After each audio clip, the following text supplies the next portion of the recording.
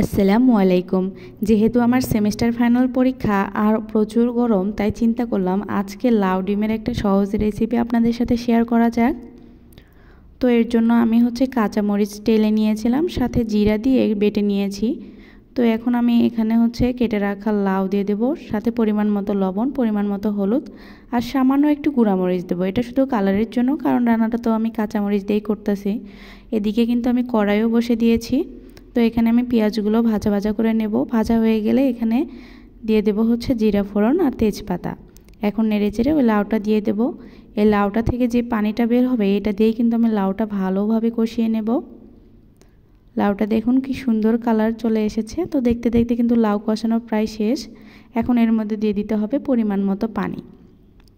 আজকের রান্নাটা খুবই হালকা মশলায় আর খেতেও কিন্তু অনেক মজার হয়। তো এখন আমি ওই যে কুমড়ো বড়িগুলো ভেজে নিচ্ছি আর সাথে ডিমটাও ভেজে নেব। ডিমটা সুন্দর করে ভেজে নিয়ে ওই যে যখন ঝোলটা ফুটে উঠবে তখন আমি ঝোলটার মধ্যে ডিম আর কুমড়ো বড়িগুলো দিয়ে দিচ্ছি। তো এটা দেওয়ার পরে প্রায় 7-8 মিনিট রান্না করে নিয়েছি। আজকের রেসিপিটা কেমন হলো অবশ্যই জানাবেন। ধন্যবাদ।